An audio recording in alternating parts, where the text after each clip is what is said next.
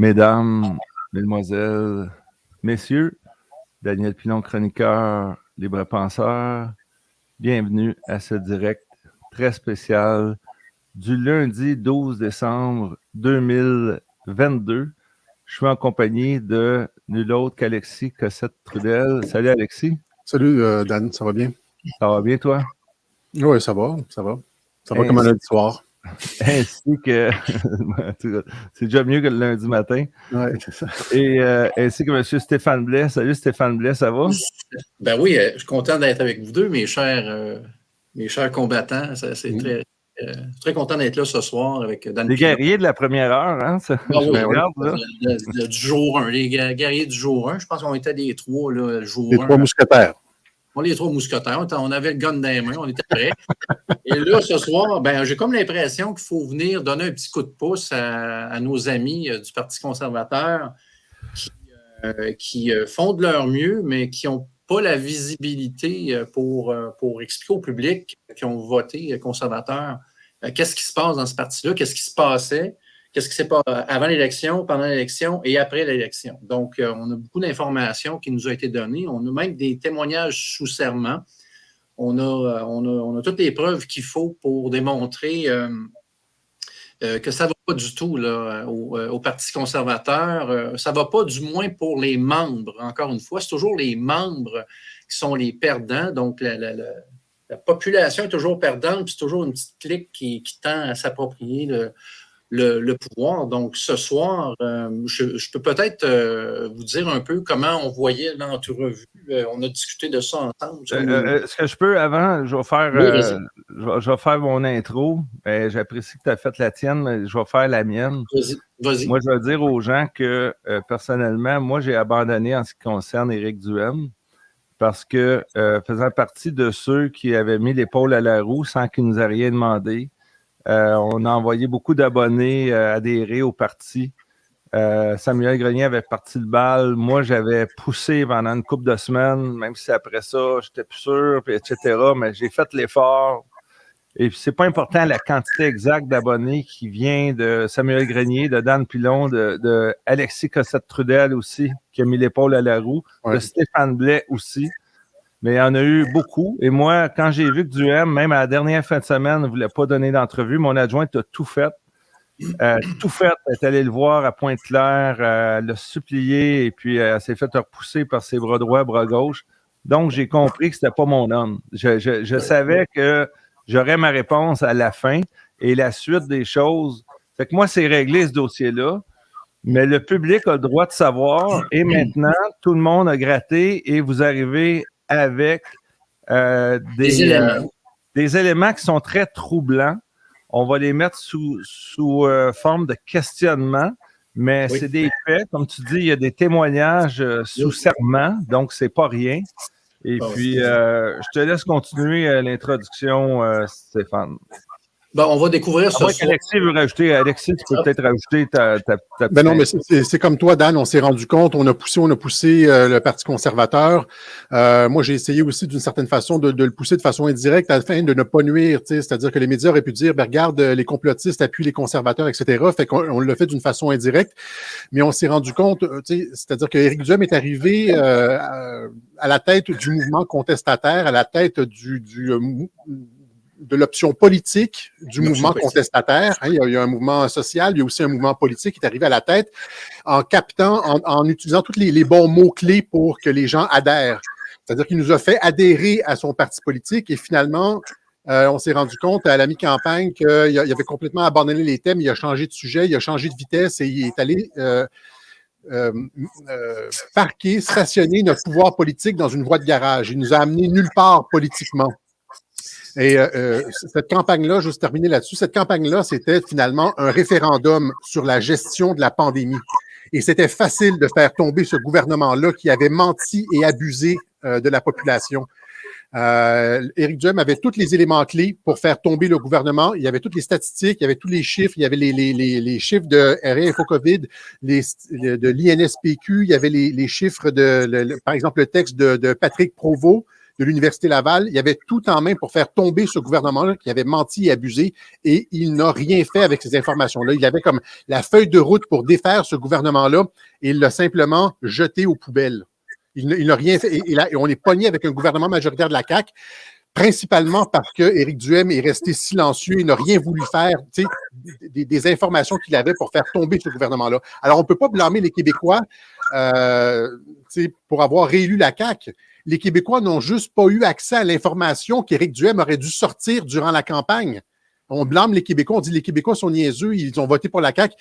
Les médias ont fait le silence sur les incohérences de la CAQ lors de la gestion de la pandémie, et notre homme, c'était Éric Duhaime, et lui aussi a fait, comme les médias, a fait le silence sur les incohérences de la gestion gouvernementale. Alors ça, c'est une double trahison.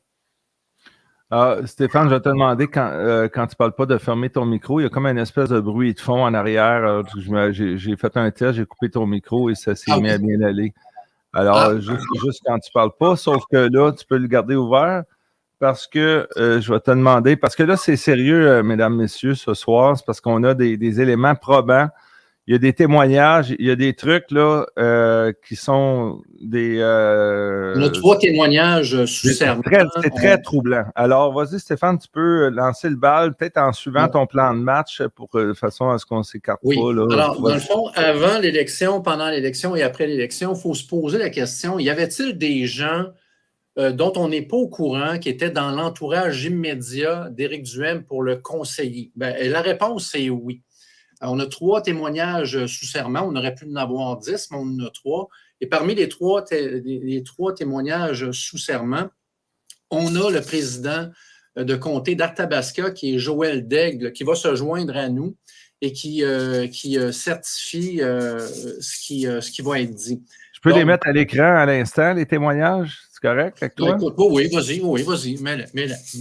On va regarder ça ensemble, parce qu'on parle de témoignages sous serment, et là, j'espère que vous êtes bien assis, parce que c'est troublant.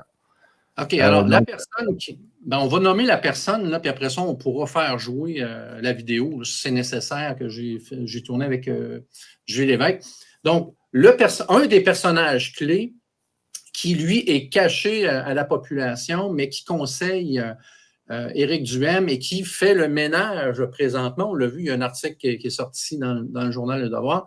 C'est un dénommé Patrick Bégin, qui est l'ancien directeur de la programmation chez Cogeco. C'est le mentor radiophonique de Patrick Lagacé, chers amis. Donc, on se trouve à avoir le mentor radiophonique de Patrick Lagacé, qui coach Éric Duhaime. Et puis ça, on a 3 témoignages sous serment. Je peux vous lire le premier. Donc, on va y arriver. Non, mais je vais les trouver. Je les ai ici. Parfait. Alors, laisse-moi aboutir, là. Et puis, tiens, je vais zoomer ça ici. On va le mettre à 200%. Monsieur Joël Daigle, c'est bien ça? Oui. On le voit à l'écran. Est-ce qu'on le voit à l'écran, là? Oui, on le voit très bien. Donc, je peux te le lire là, si tu veux. Donc, je vais y aller. Regarde, le 8 décembre 2022, je sous-signé Joël Daigle affirme sous serment ce qui suit. Retour sur la soirée du 16 juin 2022, rassemblement du Parti conservateur à Trois-Rivières. À la fin de soirée, étant directeur de campagne, je suis allé rejoindre mon candidat qui était à ce moment en discussion avec Raphaël Cavalière. Discussion de stratégie et plan de match pour la campagne à venir. De l'autre côté, dans une salle vitrée, Éric Duhaime était en discussion avec Patrick Bégin. Discussion qui a duré plus ou moins une quinzaine de minutes depuis mon arrivée. Quand la discussion s'est terminée, une courte salutation a eu lieu quand ils sont passés à côté de nous. Donc, c'est signé par Joël Daigle, président Arthabasca. Stéphane, peux-tu répéter, c'est qui ce Patrick Bégin-là? Tu en as parlé pendant que je gossais Patrick avec Bégin, c'est le mentor radiophonique de Patrick Lagacé. Le même Lagacé qui nous a chié dessus à temps plein. Oui, on a fait une courte vidéo avec Julie Lévesque. On pourra peut-être montrer les 5 premières minutes tantôt, mais ça, c'est le premier témoignage. Moi, j'ai exigé 3 témoignages sous serment de gens qui ont été impliqués. Donc, on en a un deuxième, je crois. Oui, il y en a un deuxième. J'essaie de le retrouver. Je peux peut-être les lire, là. Je peux peut-être les lire. Vas-y avec le deuxième. Bon, okay. Je sous-signé. Bon, je ne sais pas si je devrais dire les noms. Ils ont témoigné sous serment. Là. Bon, ça, c'est le deuxième. Bon, je sous-signé Jonathan Prieur atteste sous serment ce qui suit. Au dévoilement de candidats de la région de Lanaudière à Joliette, le 8 juillet 2022, au restaurant Centre-Ville, j'ai rencontré Éric Duhem accompagné de Patrick Bégin et de plusieurs de ses membres au national. Donc, ici, on est le 8 juillet. Okay, mais rien de grave, ce n'est pas un péché capital. Non, ça fait juste témoigner. Non, ça veut juste dire qu'il était là à cette date-là. Donc, il y a un commissaire à la sermentation qui a mis son exemple là. Donc, ce gars-là, il est. Donc, c'est comme parole d'honneur. Ça, c'est un témoignage là, sous serment. Ça veut dire que c'est je le jure. Oui, je le jure. Donc, ensuite de ça, on a je, Benoît Primo, atteste sous serment ce qui suit. Suite à notre discussion téléphonique et ma participation au post-mortem électoral, OK, il y a eu un fameux post-mortem, vous vous souvenez, là, qui a eu lieu là, un après-midi à Drummondville, le 29 octobre dernier, où nous avons discuté de 8 thématiques avec le panel du comité exécutif et qui regroupait, entre autres, Raphaël Cavalieri, André Valiquette, Véronique Gagnon, François Lehouillier, Patrick Bégin, Marc Buzan, etc., etc. Bon. Et je vais continuer de tourner des régions se mettant en branle par la suite avec Éric. J'ai notamment participé à un 5 à 7 dans la semaine dernière, qui regroupait une douzaine d'ex-candidats des Laurentides et de la Naudière. Éric m'a mentionné qu'il aimerait faire une rencontre spécifiquement dans la Naudière. Je vais contacter les autres candidats de la région lanaudoise pour en organiser une autour de la fin janvier, début février, et confirmer un endroit potentiel. On nous a mentionné lors du post-mortem que si on voulait organiser une rencontre avec Éric dans notre région, de contacter Patrick Bégin à l'adresse courriel patrick.bégin@conservateur.québec. Alors, je rencontrerai Patrick par courriel lorsque j'aurai plus d'infos. Bon, blablabla. Alors, ce que ça veut dire, ça, c'est qu'on se trouve à avoir celui qui a été à Cogeco Média pendant 1 an et demi pendant la pandémie. On se souvient très bien que Cogeco, 98.5 Montréal, OK, la fameuse station 98.5 où anime Patrick Lagacé, et 93.3 à Québec, on sait que ce sont des stations qui ont joué des pubs pro-mesure pendant 1 an et demi, et Patrick Bégin était le programmateur le directeur de la programmation de ces stations-là. Moi, j'ai un problème de voir... Lui, il était sur le payroll de Cogeco. Il l'était encore? Oui. Là, il ne l'est plus. Il l'est plus. Mais il l'a été pendant 1 an et demi, et il est considéré comme le mentor radiophonique de Patrick Bégin, de Patrick Lagacé, pardon. Mais ça, tu te rends compte de ce que tu dis? C'est le mentor de Patrick Lagacé était le mentor d'Éric Duhem dans la campagne électorale. Oui. C'est ça qu'on dit, là. Exactement. Puis tu peux peut-être... Malade. Alexis, ton micro est fermé. Alexis, ton micro, oui. Je vais fermer le mien, là. C'est-à-dire que Patrick Lagacé et Éric Duhem ont le même mentor, ont le même conseiller. Est-ce que les gens se rendent compte de ça?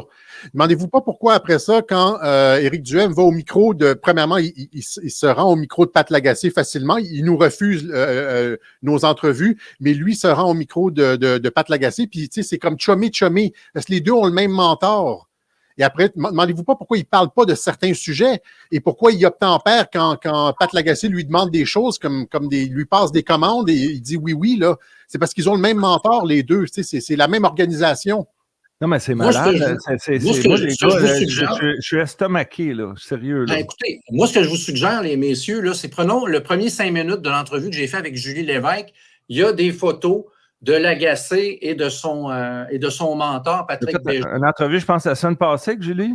Oui, avec Julie. Elle était censée être ce soir. Finalement, ça a été enregistré la semaine passée. On va aller écouter un petit bout de cette entrevue-là. Alors, remarquez les images. N'oubliez pas que Lagacé, c'est le confrère de vélo du ministre Dubé, le ministre de la Santé. OK, on va écouter ça. 5-6 minutes. Stéphane et Julie. Alors, c'est lui qui nous a traité d'édentés, là, hein, c'est ça, c'est bien le même gars, hein, de foufou, de coucou, puis de tout, qui nous a vomi dessus pendant 2 ans. Enragé noir. Moi, Patrick Lagacé, j'en revenais pas, ce gars-là. Comment en bas il est allé. Donc, on part la vidéo. Je vais aller fermer les micros pour être sûr que le son est bon. Écoute, j'ai déjà posé la question publiquement. Ça? Oui. Je vais faire une prémisse. Tous tes partisans ne sont pas des coucous. Je le dis, là. Je le dis. Ils ne sont pas des édentés non plus. Non, je le dis, mais moi, en tant que chroniqueur, en tant qu'animateur de radio, les gens m'écrivent. Quand je critique le chef de la CAQ, le chef du Parti libéral, du PQ, de QS, les gens ne me promettent pas de me cracher d'en face. Quand je te critique toi, les partisans promettent de me cracher d'en face, ou pire. Comment ça fait que ce monde-là est attiré par toi? Salut tout le monde, j'espère que...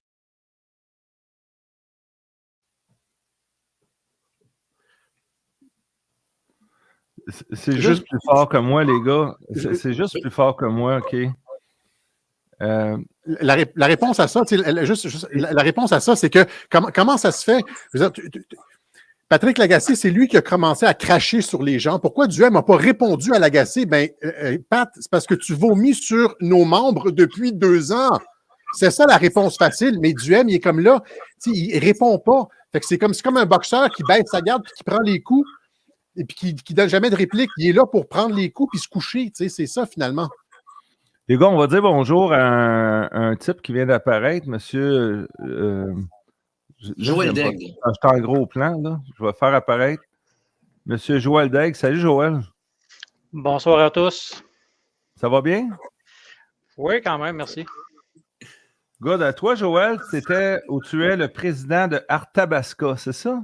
Exactement. Je fais partie de l'association d'Arthabasca depuis le mois de janvier que vous savez qu'on m'a élu comme président de l'association. C'est les membres en général du Parti conservateur qui t'ont nommé ou comment ça fonctionne, ça? Dans notre cas, ça a été la fondation de l'association. Donc, il y avait eu des messages qui avaient été envoyés là, à toutes les personnes qui avaient des cartes de membres, là, savoir s'ils étaient intéressés là, à participer à la fondation. Fait que là, les gens ont répondu là, aux emails, puis on a eu des rencontres. Dans ce temps-là, on n'avait pas le choix, il fallait se rencontrer en virtuel. Fait qu'on a eu une rencontre virtuelle une première fois pour nous dire qu'on allait ouvrir l'association. Puis la deuxième rencontre, tous les gens en place, là, ceux qui étaient intéressés de vouloir s'impliquer, ont levé la main. Puis après ça, c'est le maximum de 30 membres qu'on peut avoir dans une association. Dans notre cas, on a... je ne sais pas si on est chanceux malgré tout ou pas chanceux. On a été, je pense qu'on était à la limite. On était 29 au moins personnes qui se sont dit intéressées. Puis suite à ça, on a élu le comité exécutif. Puis ça, dans le fond, là, c'est les membres qui avaient été là, qui ont décidé là, de choisir les personnes. Moi, j'ai levé ma main pour être le président. Il y avait une autre personne là, qui avait levé sa main. Puis après ça, on a été au vote. Là, puis c'est moi qui ai remporté la présidence pour cette année. Il y a 2 autres types qui ont témoigné sous serment des trucs un petit peu troublants. Est-ce que tu parles en leur nom ce soir ou ils se sont juste poussés à la dernière seconde? Je veux juste savoir, j'aime ça comprendre. Les gens qui se sont, tu peux-tu spécifier? Moi, on a porté à mon attention 2 autres lettres, des déclarations sous serment là, qui parlent de ce qui se passe au Parti conservateur. Je voulais savoir, es-tu au courant de ça, Stéphane? Est-ce qu'il sait, lui, ou il ne sait pas? Ou, Oui, en fait, Joël est là pour parler au nom des présidents de circonscription du Parti conservateur. Oui, il était censé avoir 3 personnes ce soir. Finalement, le choix, ça a été que Joël allait parler au nom de tous ceux qui se regroupent, là, parce que présentement, il y a un regroupement. Joël, on en reparlera peut-être dans un prochain, dans une prochaine... Là, il parle en son nom personnel ou au nom de pas mal de monde, ou c'est pas clair, là, mais au moins en son nom personnel. Oui, mais aussi au nom des présidents qui se rassemblent, parce qu'il y a présentement un groupe de présidents qui veut vraiment une refonte des statuts pour redonner le pouvoir aux membres. Et il y a un comité de liaison qui se fait entre le groupe, les rencontres de ces présidents de comté-là et le national. Donc, Joël est également là pour parler en leur nom. Joël, es-tu d'accord avec ça? Oui, je suis d'accord avec ça. Dans le fond, j'ai été nommé là, pour faire, on peut dire, la liaison entre les présidents là, puis le comité. Comme on l'a dit depuis le début, nous autres, on n'est pas là contre Éric, on n'est pas là contre le parti, on est là pour faire avancer le parti au contraire. On sait, la Constitution, c'est quelque chose de lourd. Il y a des choses qu'on doit mettre à jour depuis le temps, puis il faut que ces choses-là soient faites. Puis c'est un peu pour ça aussi ce soir là que je prends la tribune, dans le fond, là, c'est qu'au nom des présidents, là, nous autres, on s'oppose à ce qu'Éric Duhem et le National tiennent le Conseil général à Drummondville là, le 17 décembre là, qui s'en vient, là, lequel va être suivi d'un souper de Noël. Parce que c'est simple, dans le fond, on a appris ça le 6 décembre dernier dans le journal Le Devoir. Puis tu sais, c'est un conseil général. Le conseil général, là, c'est pas de quoi d'anodin, je veux dire, là. Puis, suite à ça, ben, tu sais, on a été quand même dans les mois de recevoir ça après ça, comme courrier, comme quoi qu'on allait avoir un conseil général, là, le communiqué qui avait été donné aux membres une journée après. Là. C'est comme un peu. Après que ce soit mis dans le journal, c'est ça l'affaire. Là. Après que ça a été mis dans le journal, c'est ça. Fait qu'on a entendu ça dans le journal, puis tu sais, les gens qui soient un peu au courant, c'est quoi un conseil général? Ben, tu sais, c'est une prémisse au Congrès national. C'est là qu'on va faire adopter des propositions. Puis là, c'est une affaire qui a été faite à la dernière minute. Puis, dans le fond, ça représente, présentement, là, je vais juste vous lire l'article 8.1, dans le fond, là, c'est que le Conseil général est une instance consultative à laquelle tous les membres peuvent participer et voter. On nous avertit dans les journaux. Après ça, on nous envoie une journée ou deux après un courrier pour nous dire qu'on allait avoir un Conseil général. Puis, on nous dit que le Conseil général, on doit payer 60 $ pour y aller. Puis, c'est à Drummondville, dans une salle qui peut accueillir environ 300 personnes. Fait que je ne sais pas, rendu là, je crois qu'on a un petit problème. Là. Il vous donne seulement 10 jours de préavis, c'est ça? À peine 10 jours de préavis pour un conseil général qui va déterminer comme l'avenir du parti, c'est ça? C'est ça. 10 jours de préavis pour tous les membres, parce que c'est bien marqué, là, c'est laquelle tous les membres peuvent participer. On est 60 000 membres. On est 300 places. 300 places. Ça représente 0,5 % de la totalité des membres. Là. Puis ça, c'est en plus, tu sais, moi, je ne suis pas gêné de dire, une semaine avant Noël, là, payer 60 $ pour aller à un conseil général, je n'ai pas les moyens de le payer. Fait qu'en partant, on voit clairement que c'est un peu non représentatif, c'est pas démocratique là, par rapport à l'article 8.1 du Conseil. Là. Mais il y a plus, moi, ce que j'ai entendu, tu me corrigeras, Joël Daigle, à l'intérieur du parti, c'est que vous demandez, les présidents de circonscription demandent une refonte des statuts parce que présentement, Éric Duhem a absolument tous les pouvoirs et les membres n'ont aucun pouvoir. Il a le droit de changer à peu près ce qu'il veut dans la Constitution, nommer qui il veut, etc. C'est carrément un despote à l'intérieur du Parti conservateur. Et ce que vous voulez, les présidents de circonscription, c'est que les membres aient plus de pouvoir, que les membres puissent avoir le droit de voter pour les membres de l'exécutif, avoir, je veux dire, plus de représentativité. Présentement, la Constitution donne littéralement tous les pouvoirs, ou presque tous les pouvoirs à Éric Duhem. Il peut manipuler les choses comme il veut, inventer des statuts, ne pas respecter des statuts, changer des statuts à la dernière minute, etc. Et donc, c'est littéralement un despote. Et donc, il agit à l'intérieur du Parti conservateur, exactement comme ce qu'il critique François Legault de faire. Tu sais, il dit François Legault agit de façon dictatoriale au Québec, etc., sans consulter. Et cependant, lui, il fait exactement la même chose, sinon pire, à l'intérieur du Parti conservateur. Et c'est pour ça que vous vous levez, n'est-ce pas? Exactement, tu sais, c'est ça un peu le problème. Moi, je l'ai toujours dit depuis que j'ai été président, la base de la démocratie d'un parti politique, c'est les associations.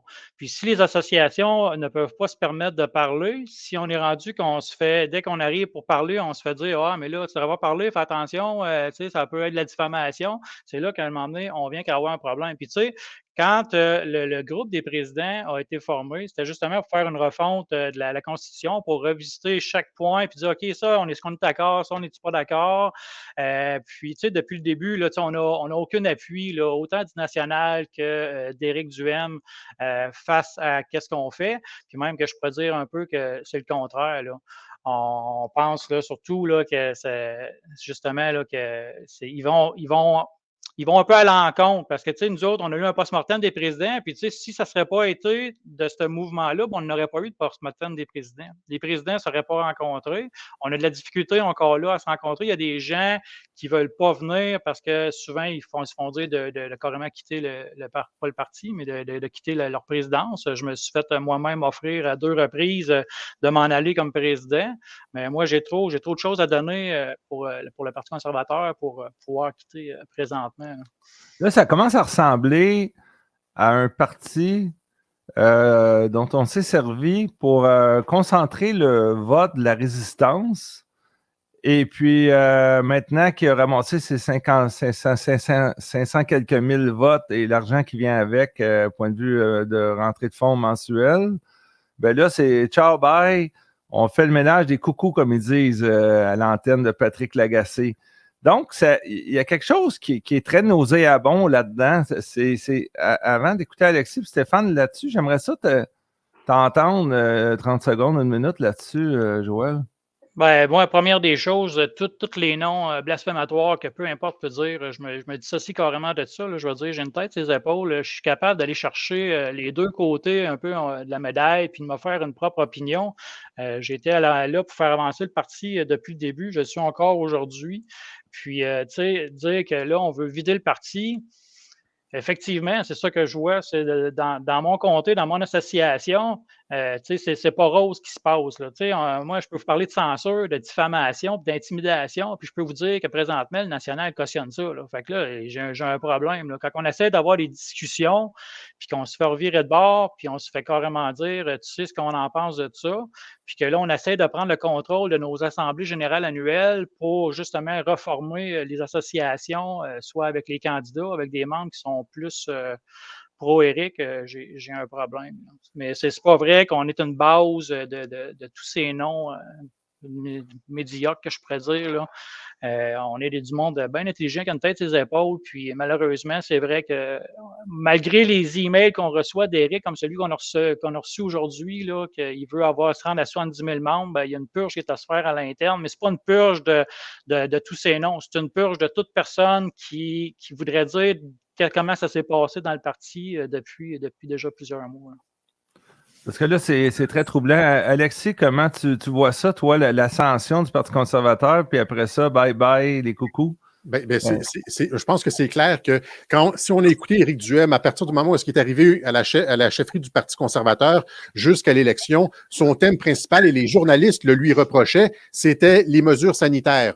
C'était juste là-dessus, c'était le thème qu'il martelait jour après jour, et c'est ce qui l'a fait monter.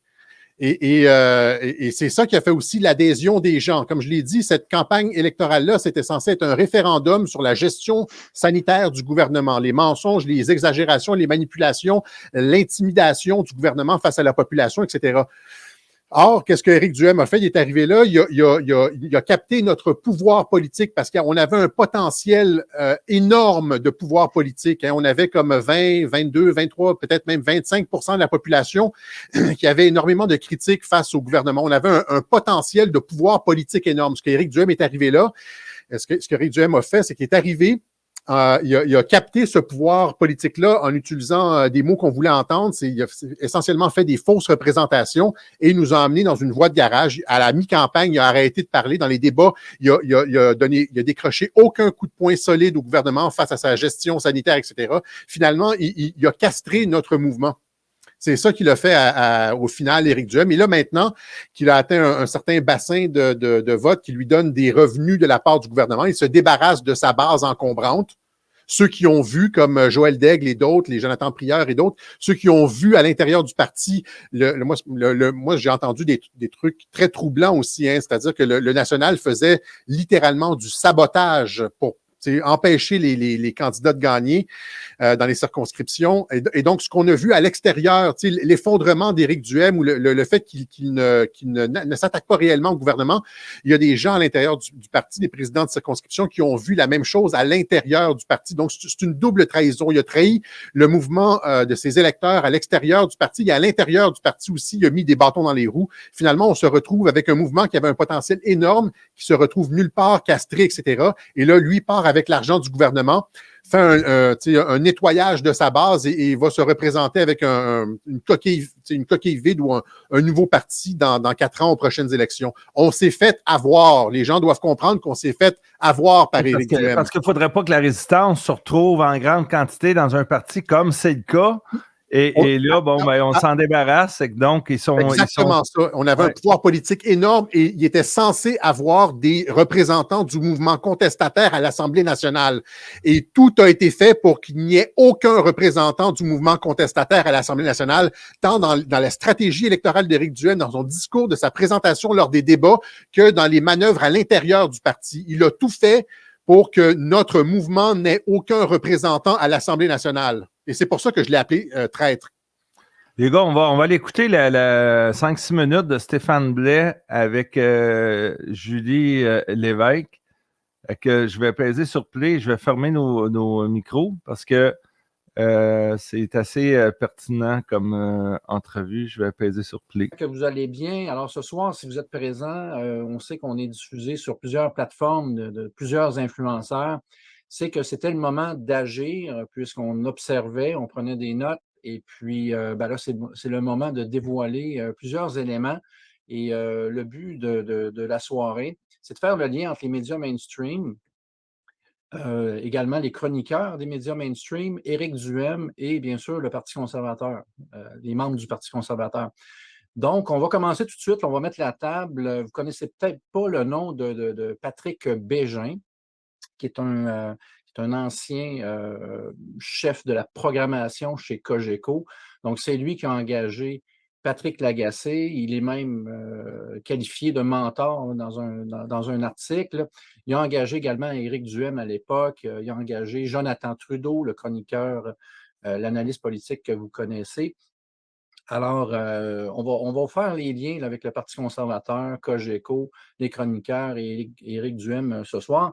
Mais avant d'aller dans le vif du sujet avec un dénommé Patrick Bégin, on va commencer par son élève qui l'a engagé chez 98.5 à Montréal, qui est une station Cogeco, dont la station sœur est 93.3 FM à Québec. Donc, j'aimerais ça qu'on parle de Patrick Lagacé, parce qu'il a fait une sortie tout de suite après l'élection, donc le 7 octobre. Il a invité à Deux hommes en or Éric Duhem à venir à table. Il a dit, on va se tutoyer, on va se parler, puis on va se dire les vraies affaires. Puis là, on sait que ça a débouché là, avec l'histoire du ménage des coucous.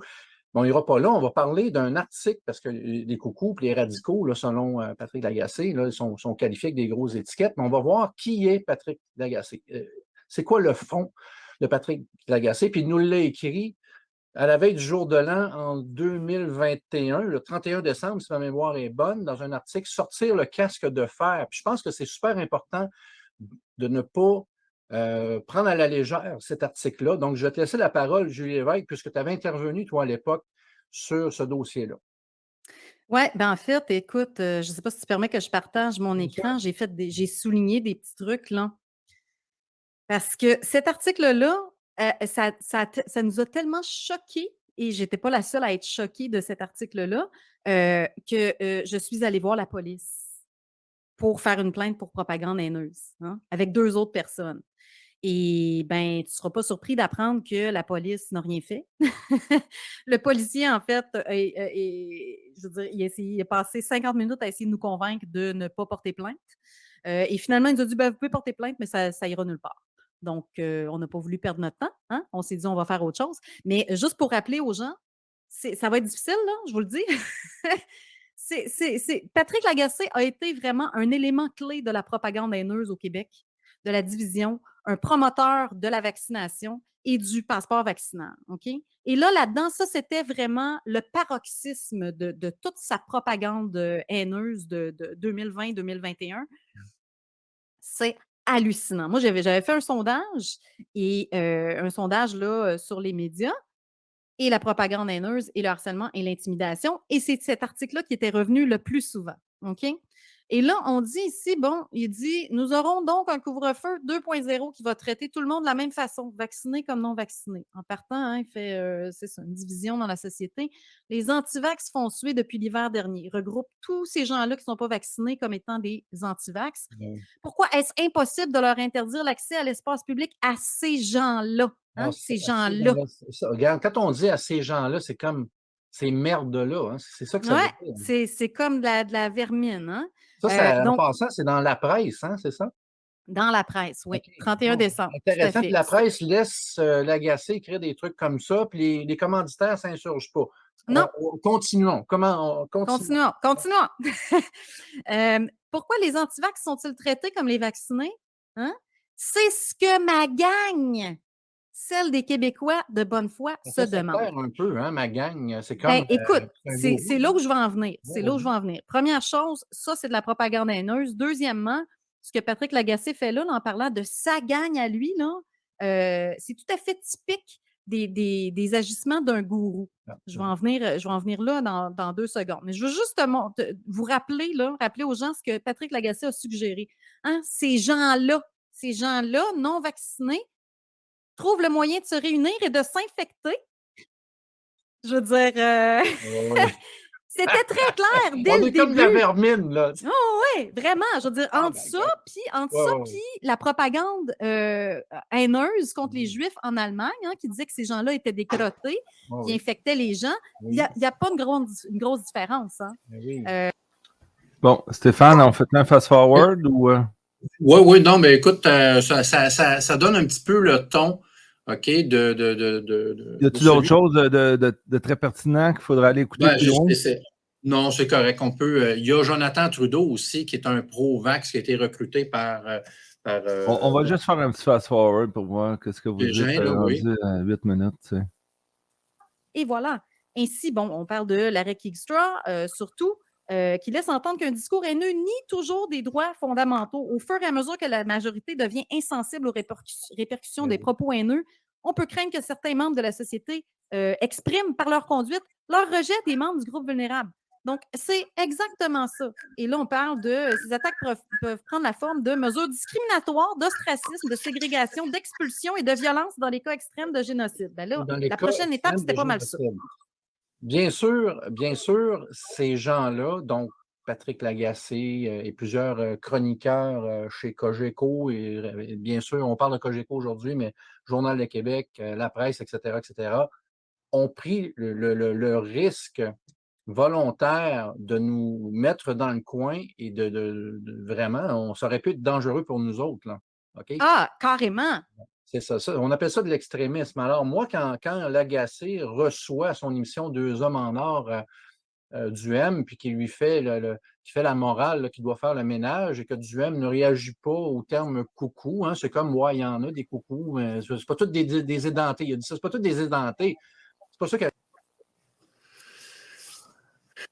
Moi, les gars, je trouve que ça ressemble vraiment à quelque chose qui était orchestré.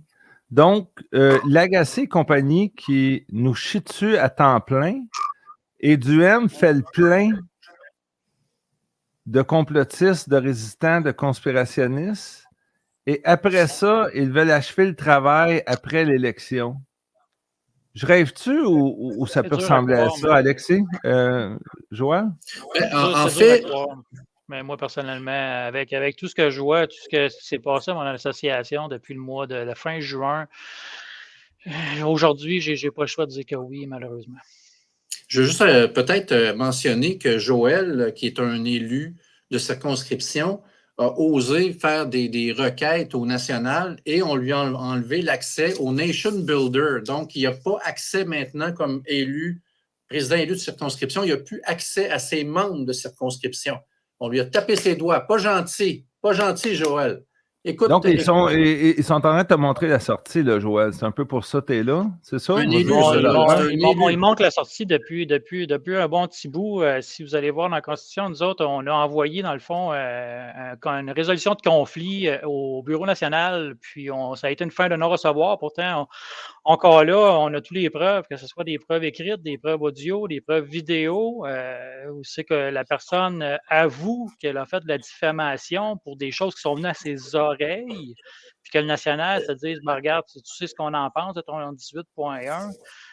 C'est ordinaire, là. Puis, tu sais, si on se fait recevoir, nous, pour faire notre assemblée générale annuelle, on avait fait un conseil d'administration. On voulait faire ça au mois de mars, le 18 mars, pour donner juste le temps, justement le temps là, qu'on puisse parler à nos membres, puis d'avoir le plus de personnes possible, puis les impliquer, parce que moi, ça a toujours été mon but en tant que président d'association, c'est de vouloir impliquer tous les membres le plus possible. Que ce soit juste pour donner une idée ou autre. Puis là, finalement, avec ce qui se passe dans notre association, on s'est fait écrire par la nationale comme quoi que c'est eux qui allaient gérer notre AGA. Puis il fallait leur donner 4 dates, puis c'était au mois de janvier que ça se passait. Sauf que quand ils nous ont écrit, ils ont cité encore un article, puis ils ont omis de citer l'article au complet.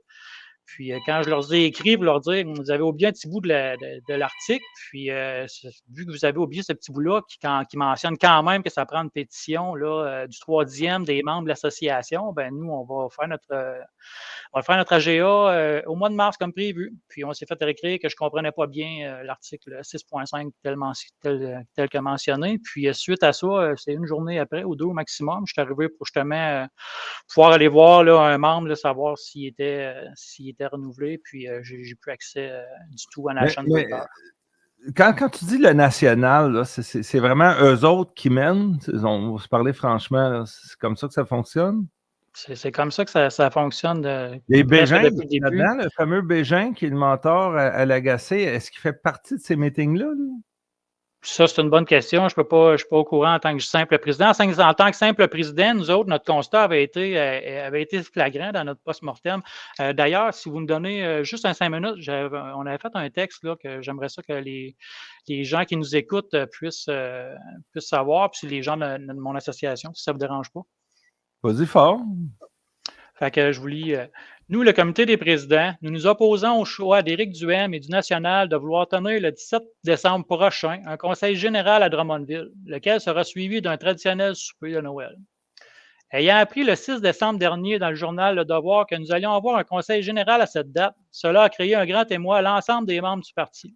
En effet, aucun détail jusqu'à cette publication n'avait été communiqué aux membres. Puis le lendemain, le National a publié sur son site les détails sommaires de la nature de cette activité.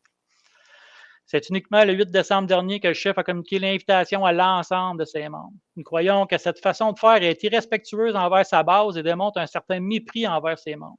D'ailleurs, le fait de choisir un lieu pouvant accueillir uniquement 300 membres et devoir payer 60 $ pour y participer réduisent quasiment à néant la possibilité aux membres de pouvoir non seulement y être présents, mais également et surtout de pouvoir y voter. C'est habituellement conféré aux membres de partis de nos systèmes démocratiques. Cette situation actuelle va directement à l'encontre de l'article 8.1 de notre Constitution qui stipule ceci. Le Conseil général est une instance consultative à laquelle tous les membres peuvent participer et voter. Sachant que le Conseil est un prélude au Congrès national qui aura lieu en 2023, il est essentiel de se donner le temps nécessaire pour le préparer. Il est clair ici que le chef et le national ne respectent même pas sa propre Constitution et ne veut pas ouvrir les débats à la préparation du prochain Congrès national. Par ailleurs, nous voulons soulever un autre point, celui de la représentativité démocratique que pose cet événement. En effet, comment le national peut penser que ce nombre est représentatif de la volonté des membres lorsque ce nombre représente 0,5 % de la totalité des 60 000 membres? Et que dire de le faire une semaine avant Noël? C'est ahurissant, personnellement. Là. Est-ce que la meilleure date pour avoir un maximum de participation à son activité? Ce choix soulève clairement des doutes sur ce que pense Éric Duhem de l'importance de ses membres. Malgré la non-volonté du parti de faire un post-mortem avec sa base, notre groupe avons pris le temps de recueillir les témoignages de la moitié des présidents de circonscription et avait fait plusieurs constats fondamentaux à corriger pour l'avenir de notre parti. Il est important de vous communiquer que tout au long de nos travaux, nous n'avons jamais eu l'appui et l'aide du chef pour y arriver. Nous croyons que ce conseil, prévu le 17 décembre, est une autre situation cherchant à éviter d'inclure nos travaux. Ainsi, comme ce conseil n'était pas prévu à l'agenda du parti pour cette année et comme il nous a été communiqué à la dernière minute, il devient impossible pour nous d'adresser adéquatement nos constats du post-mortem à celui-ci. Nous restons dans l'impression que cette tactique des instances du parti est voulue et que nous nous pouvons donner le temps nécessaire pour réaliser nos travaux. Dans cette logique, il devient clair qu'Éric Duhem n'est en aucun cas intéressé à inclure nos instances consultatives dans ses travaux, ni d'ailleurs de trouver de solutions à améliorer la situation. Pour toutes ces raisons, Nous nous opposons à ce que le 17 décembre soit considéré comme un conseil général et croyons qu'il doit uniquement rester un party de Noël et rien de plus. Demandons à Éric Duhem d'annoncer publiquement qu'il reporte ce conseil à une date ultérieure. D'ailleurs, nous voulons que le futur congrès soit annoncé à l'ensemble des membres au moins 45 jours à l'avance. Si la nationale et le chef s'entêtent à considérer cette activité comme un conseil général, nous croyons qu'il est de notre devoir et celui des membres de ne pas reconnaître les décisions qui seront prises. Nous ferons part de nos actions et stratégies futures en fonctionnement des développements. Merci.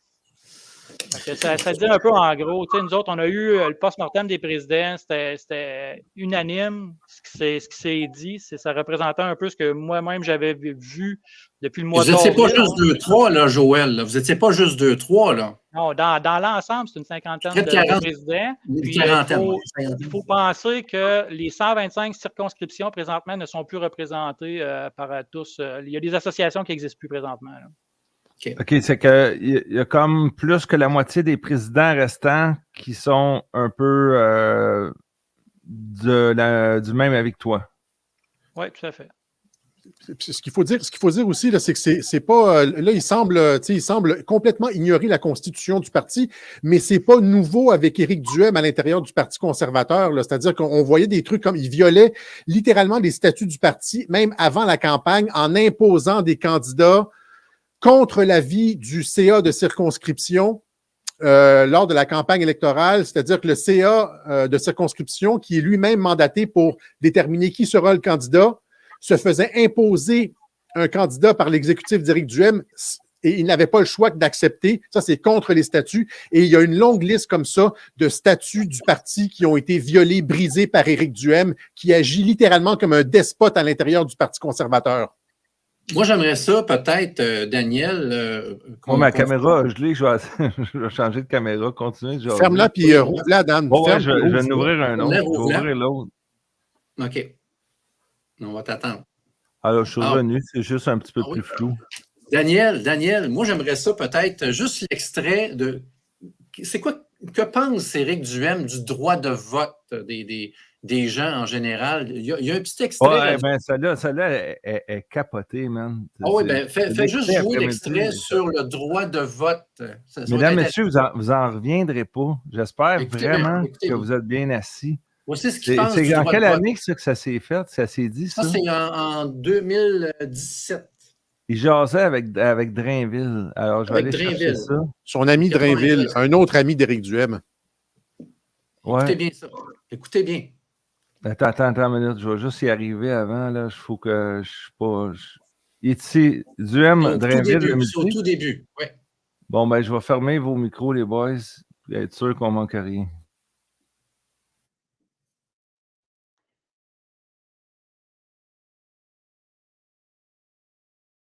Tu payes 10 000 $ en impôts, tu as 10 000 droits de vote. Ça serait vraiment tu payes pas une scène, tu as 0. Tu payes 100 $, tu as 100 droits de vote. Ouais, tu payes 1 million, tu as 1 million de droits de vote. OK. Ça serait bon, ça? Faut que ça voudrait dire, mettons que les 10 familles les plus riches du Québec pourraient probablement contrôler le Parlement. Ben, c'est déjà mieux que le monde qui paye pas de maudite scène d'impôts puis qui décide qu'il va être élu au gouvernement alors qu'ils n'ont même pas contribué. Tu payes pas d'impôts, tu n'as pas de droit de vote. Hein?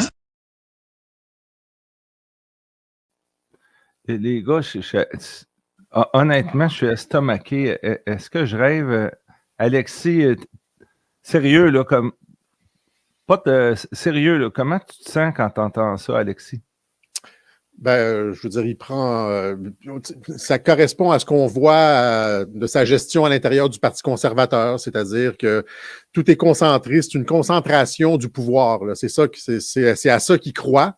C'est ce qu'il annonce dans ce segment radio et c'est exactement ce qu'il fait à l'intérieur du Parti conservateur, c'est-à-dire les petits membres qui ont payé leur carte de membre à 15 $, ils s'en fichent complètement et la seule chose qui lui importe, lui, c'est les décisions prises par lui et son ami Bégin et l'exécutif. Et il impose ses décisions à coups de marteau, il pousse, il tasse les gens, force les gens à la démission, les gens qui sont allés poser des pancartes, qui ont dépensé des mois, des semaines de leur temps à faire monter le Parti conservateur. Maintenant, il les floche et contrôle le parti avec un petit nombre de ses amis près. C'est exactement le même genre de perception qu'on voit présentement à l'intérieur du Parti conservateur que ce qui est en train d'annoncer dans ce segment radio-là. C'est le même bonhomme, là, malgré toutes les années.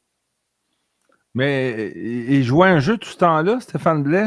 Il jouait une game tout ce temps-là? Ce qui est pathétique, c'est que juste dire, tu vois la pensée profonde du gars et la cohérence entre les deux propos, les actions, mais après ça, tu le vois aller au micro, puis il parle gentiment à Éric, il est comme ça, il est doux. Tu as envie de le flatter, il est doux, puis il a l'air honnête. Mais dans le fond, à l'intérieur du Parti conservateur, on voit de sa façon d'agir, puis là, on entend ce qu'il pense du droit de vote des Québécois. Il y a un double visage. Exactement. J'ajouterais à ça que pendant l'élection, il a eu accès, OK, là, je pense qu'on a-tu perdu notre hôte? Est-ce que Daniel, es-tu encore là? Il est en coulisses. Ah, je suis revenu. OK, c'est bon.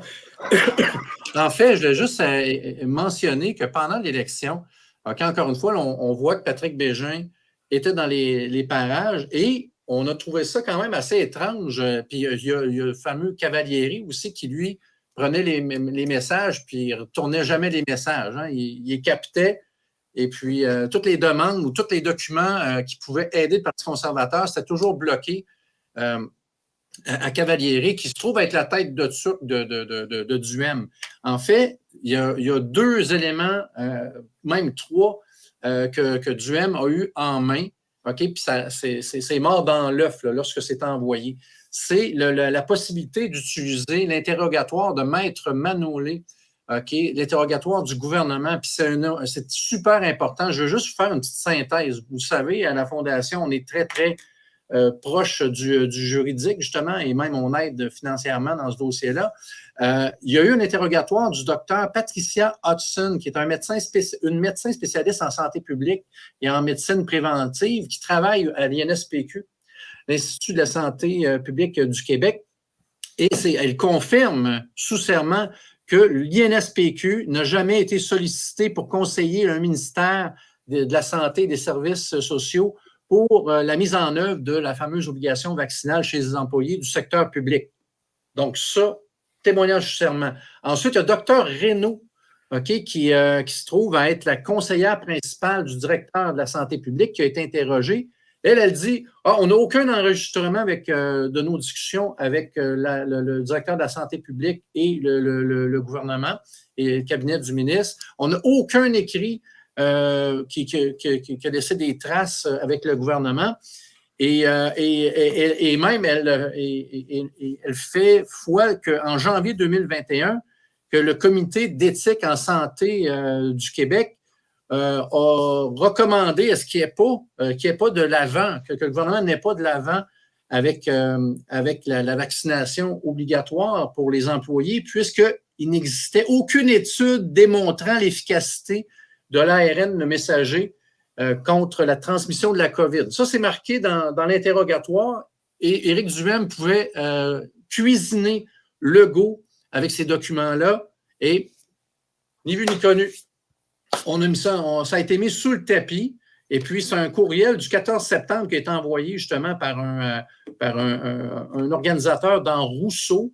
Le 14 septembre, on a la preuve et nous, à la Fondation, on avait publié le 23 septembre tous les interrogatoires de Maître Manolé et ça n'a jamais été invoqué. Il y a également une lettre aussi qui est super importante d'ingérence du sous-ministre de la Santé à l'égard du Collège des médecins du Québec. Attends, mais là, je veux juste finir, il reste 30 secondes, la discussion entre Drainville et Duhem, là, je vais me débarrasser de ça. Ah, ben vas-y. On va aller écouter les derniers 30 secondes. Je ne sais pas. C'est pas une question de retrait. Probablement, c'est pas un droit, là. Tu t'es inscrit où, ça, dans l'ADN de quoi, là? De quoi, le droit d'être soigné? L'éducation, c'est un privilège.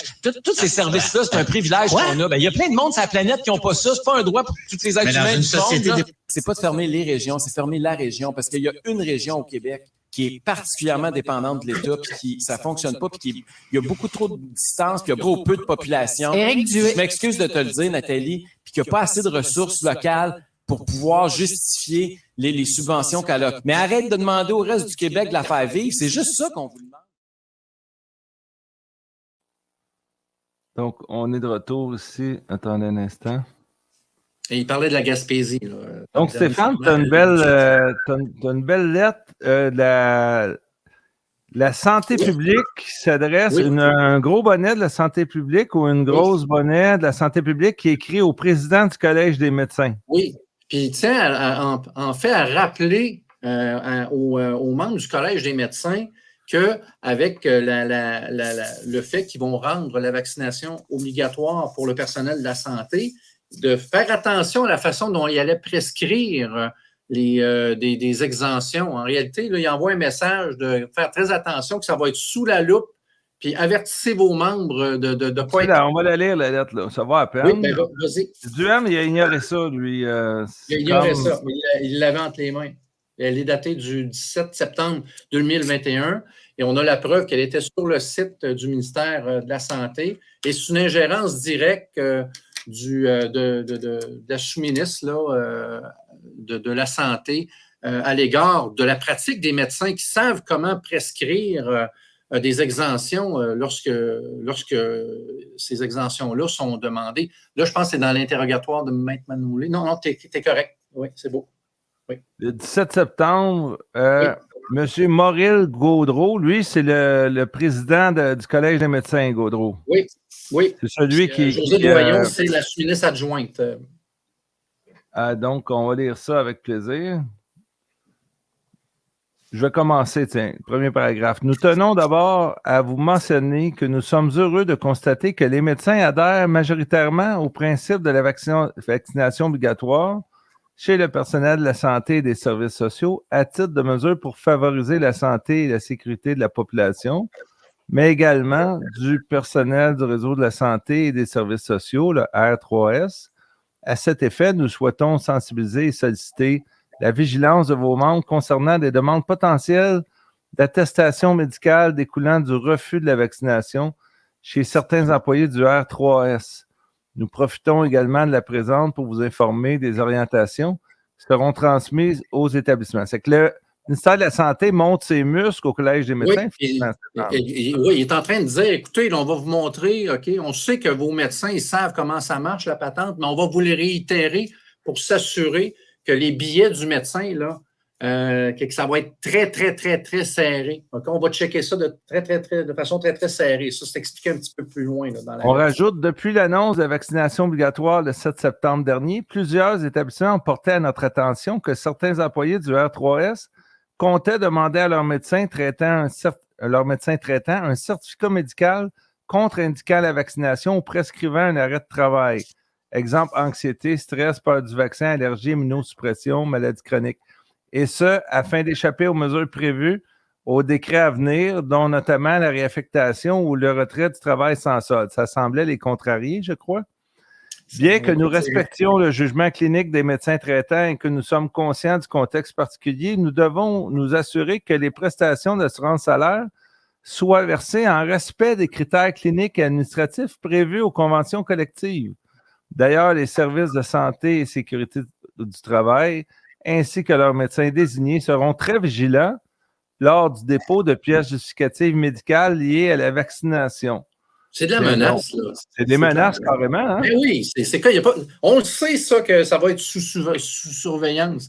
Mais quand tu d'écrire au Collège des médecins, je veux dire, il n'y a pas à dire à ces médecins comment travailler. Hein? Regarde la menace ultime. Plus précisément, toute pièce justificative indiquant une contre-indication à la vaccination autre. Donc, si vos membres ils font une contre-indication à la vaccination, autre que celle prévue au protocole d'immunisation du Québec, un arrêt de travail pour raison médicale ou un billet sans diagnostic sera refusé d'emblée.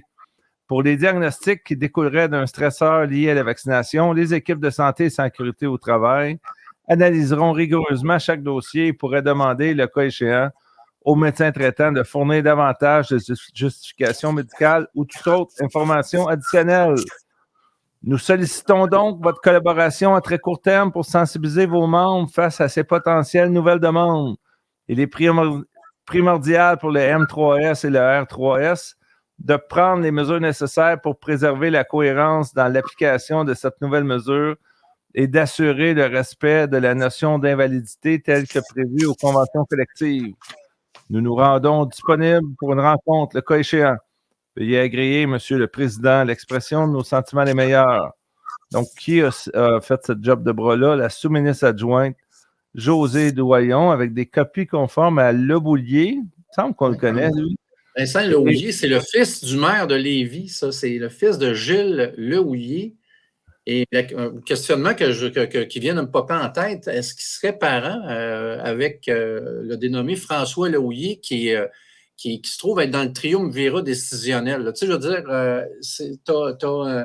t'as Vincent, pas Vincent Lehouillier, mais François Lehouillier, Éric Duhem et Pat Bégin. Là, tu sais, Alexis, je ne sais pas si je t'avais éjecté par erreur. Là. En tout cas, c'est important. Donc, c'est une recherche que vous pourriez faire. Si jamais Vincent Lehouillier, qui était sous-ministre à cette époque-là, était le cousin de comment il s'appelle? François Lehouillier. Fucking gros problème, parce que c'est là, à ce moment-là, s'il l'était, moi, je n'ai pas validé ça. Alors, s'il y a quelqu'un qui peut faire des liens entre les deux Lehouillier, ce serait intéressant. Parce que si jamais Vincent Lehouillier et François Lehouillier sont des cousins, ben c'est clair que là, il y a un risque de contamination entre le sous-ministre de la Santé et le Parti conservateur du Québec. Puis je veux juste vous dire aussi ce que je trouve très étrange dans le ménage qui a été fait. Ils sont allés positionner El Ayoubi, le médecin, qui est un pro-vaccin, hein, on le sait, là, c'est même sorti dans les médias, il est positionné à la tête de la commission politique.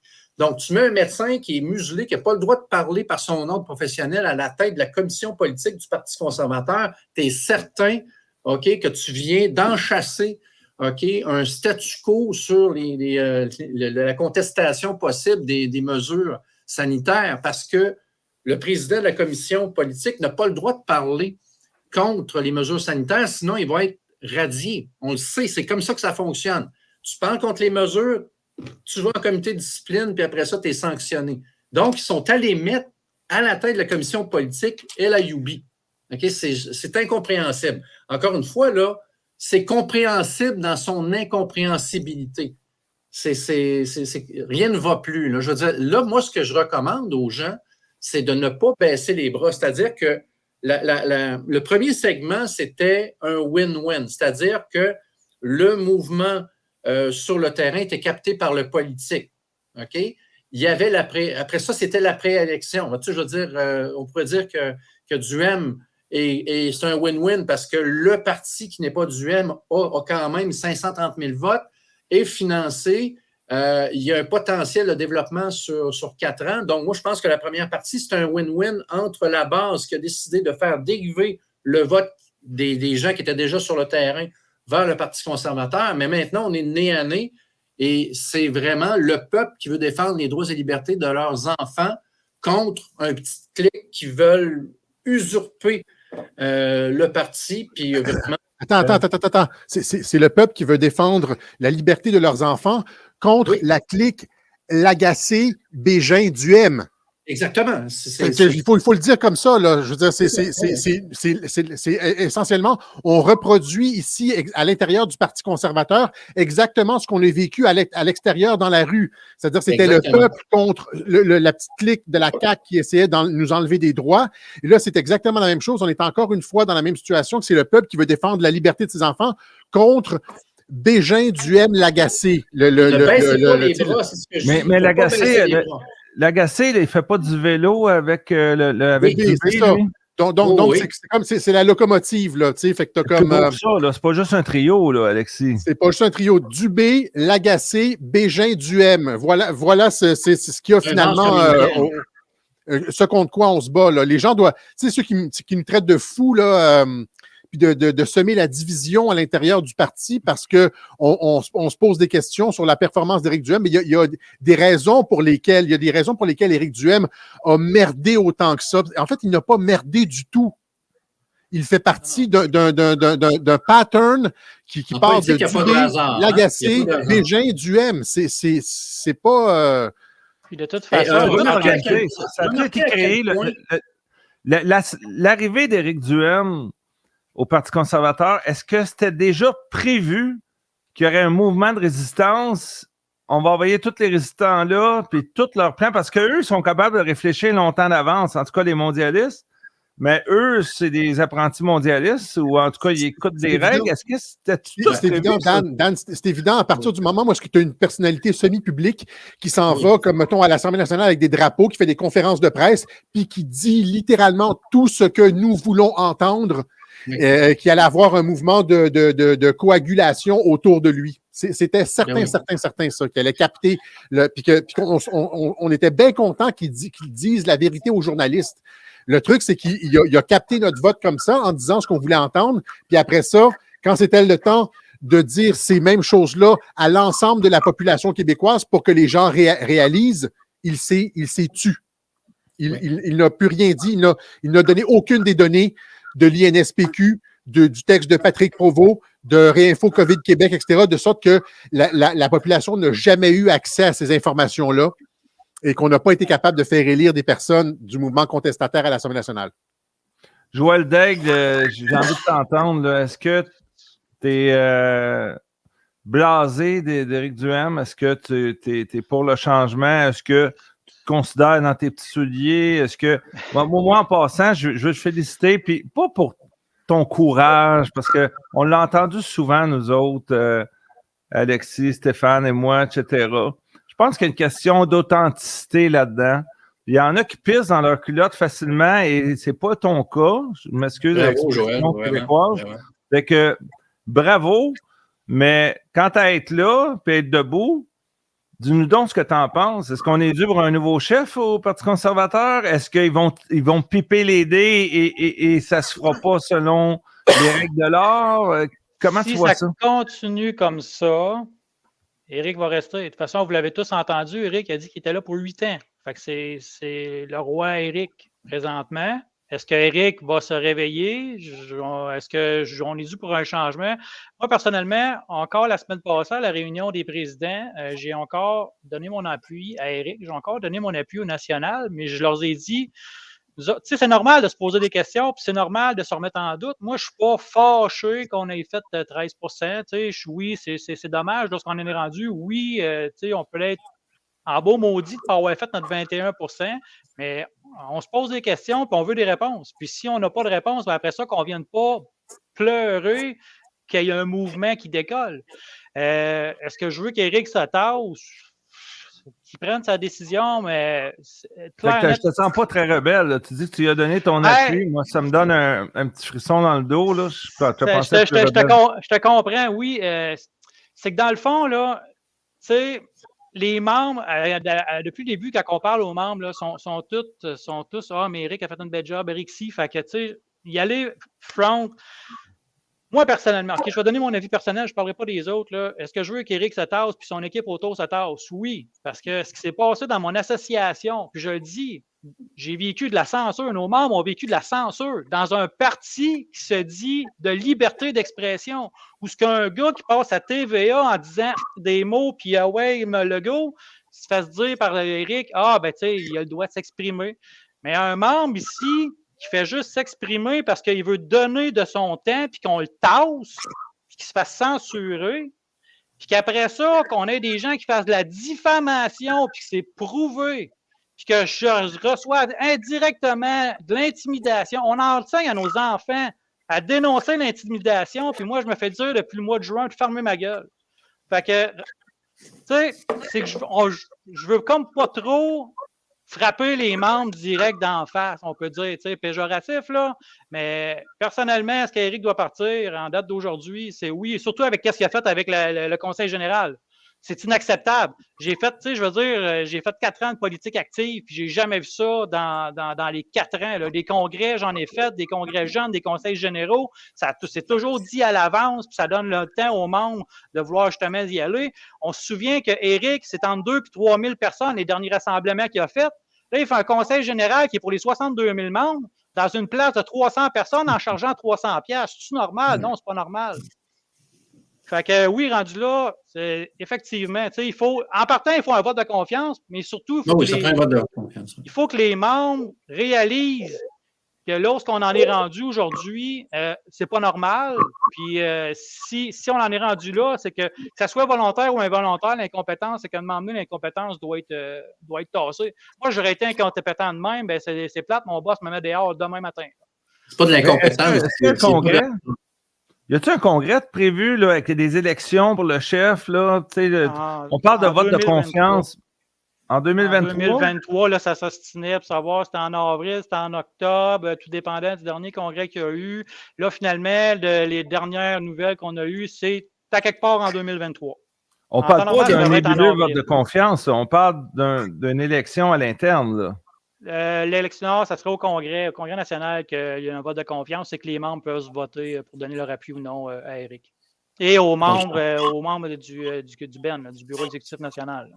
Et la ligne se trouve où? On parle des fois de 75%. C'est quoi là, exactement? Comment ça marche? Si on se souvient des derniers, mettons, si on parle au PQ, là, je parle Lucien Bouchard et autres, là, en 75%, c'était pas assez élevé. Là.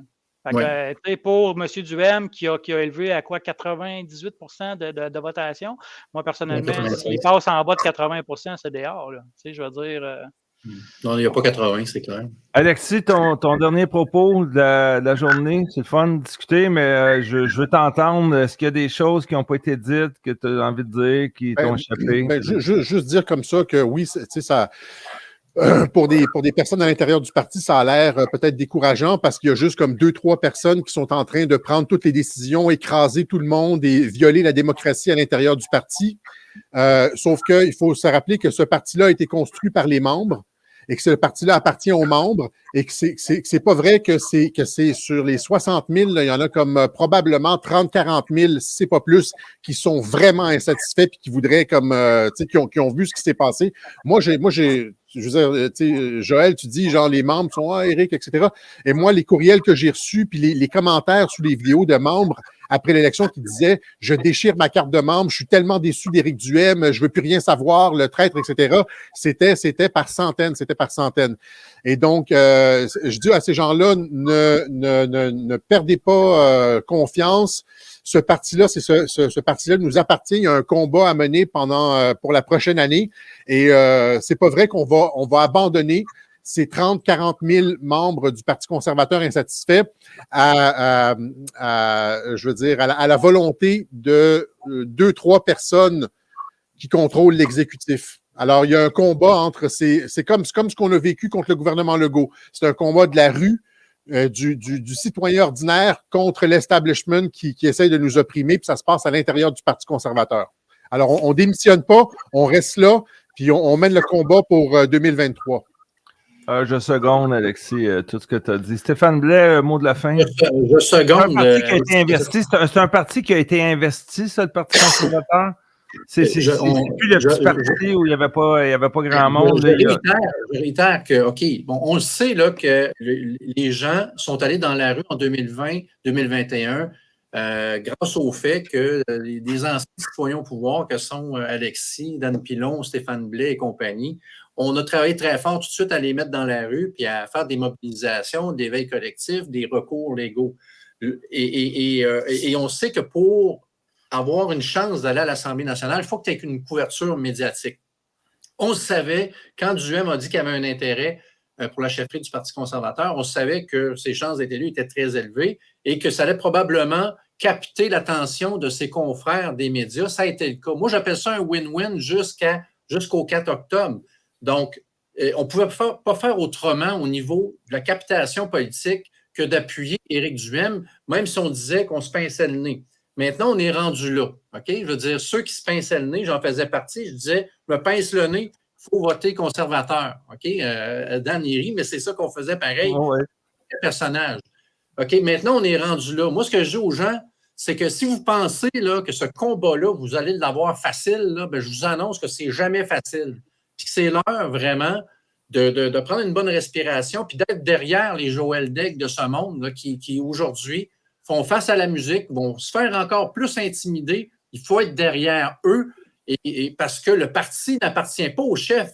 Le parti vous appartient à vous, les membres, et c'est à vous de déterminer de son avenir pour protéger vos enfants. C'est le volet politique, ça, de la résistance.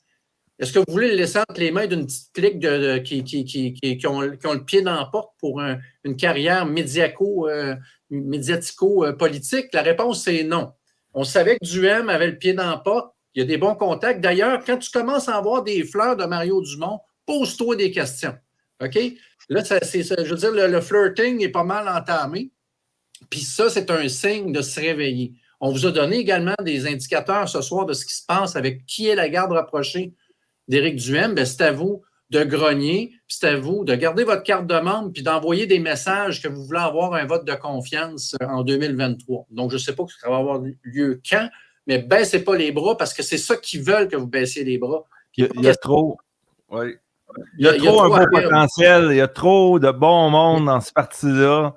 Et c'est pas vrai qu'on va se pousser avec tous les efforts qui ont été faits. Moi, j'encourage les gens, comme Stéphane dit, à faire preuve de ténacité. Ben, une question à se poser aussi, tu sais, s'ils veulent qu'on se parte, là, je réfléchis à voix haute, on peut dire, là. Il y a présentement, ça va être 5 millions quelques qui vont rentrer dans les coffres du parti. Dans l'association d'Arthabasca, on parle d'environ 30 000 par année avec les 11 000 quelques électeurs qui vont rentrer. Ben, si tout le monde s'en va, qui va gérer l'argent? Puis, tu sais, il y a d'autres questions que je me pose par rapport qu'on pourrait en discuter dans un autre blog ou etc. Là, mais il y a plein de questions en suspens, puis il serait temps qu'on ait des questions par rapport à ça. Mais comme Alexis, puis comme Stéphane, j'invite aussi les membres à rester en place, à aller surtout s'impliquer. La journée qu'il y a une assemblée générale annuelle comme dans Arthabasca, ça va être soit en janvier si le bureau exécutif refuse que ce soit le 18 mars, mais venez en grand nombre. Nous, dans Arthabasca, on est 1250 membres en date d'aujourd'hui, s'il y a réellement 1250 membres. Puis, ça serait le fun qu'on ait au moins 1000 membres à l'Assemblée générale. Puis, si les gens sont intéressés à savoir un peu ce qui s'est passé, bien, il y a toujours des procès-verbaux qui existent. Les conseils d'administration, les comités exécutifs, quand on se rencontre, bien, il y a des procès-verbaux qui sont faits. Puis, ces procès-verbaux-là peuvent en dire gros, surtout dans Arthabasca durant les 2 derniers. Alors, merci les gars d'avoir participé. Stéphane Blais, toujours un plaisir. Alexis Cossette-Trudel, toujours un honneur. Et Joël Daigle, chapeau pour ton intégrité. Merci beaucoup à vous trois. Merci Joël. Merci Alexis. Merci Dan. Merci tout le monde. Merci à tout le monde. Likez-moi ça, partagez-moi ça en grand nombre. Daniel Pilon, chroniqueur, libre penseur. À bientôt.